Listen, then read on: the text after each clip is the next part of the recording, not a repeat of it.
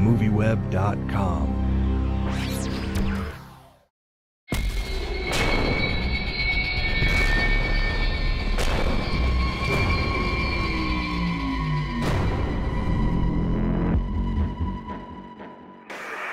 When you invade a place for its resources, you wipe out the indigenous population. Right now, we are being colonized.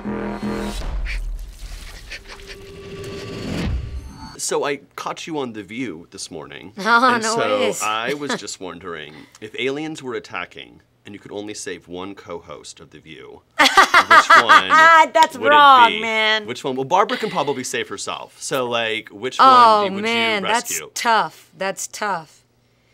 You know what? I think about kids first and foremost. So I would actually have to go with Elizabeth, just because she's got young babies. Sure. You have a sort of history of demanding roles, you know, all the way back to Girl Fight and, you know, Avatar and whatnot. Was this, I mean, this was an intense movie. I mean, was this like the most demanding or the most physically Girl challenging? Fight actually was more demanding just because of the amount of time and the amount of weight that I had to gain and the muscle and all of that stuff. But definitely, I would have to say the actual shooting process was the most excruciating I've ever had to endure.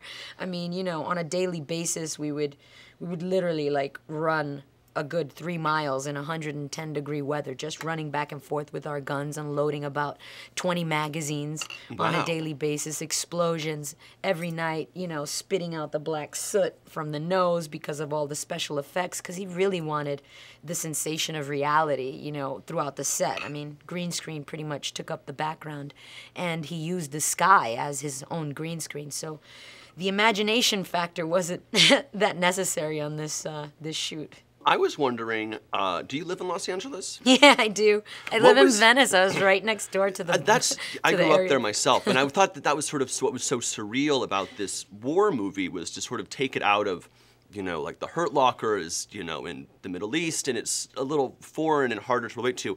Did you, like, come to any realizations about, like, what war must be like by seeing your sort of own town under siege? I could never really imagine, you know, what real war would be like until I'm, you know, there. Because, you know, having your life on the line, that's a very serious thing. And all I can do, you know, as an actor is just imagine, you know, and really just dive into that emotion. But it's tough. It is tough because at the end of the day, you know that your life, in the back of your head, you know your life is not on the line. God knows what you would do, whether you would be ashamed of what you would do or if you would actually be proud of that person that you'd become in that place. Because, I mean, the only thing I could compare it to is like New Orleans during the hurricane. The hurricane. And when I saw all the things that had occurred at that point, I was like, wow, I could only imagine, you know, and all of the animalistic things that people, you know, came down to doing. Like, I could only, you know, imagine it.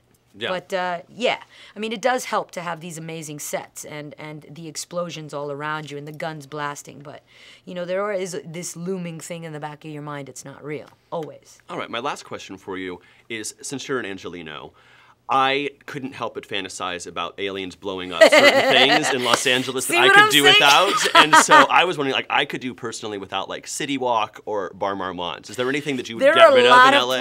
There are a lot of places in Hollywood that I wouldn't mind getting rid of. But just to keep everybody on my good side, and the enemies even close, I will refrain from mentioning any specific areas. Okay.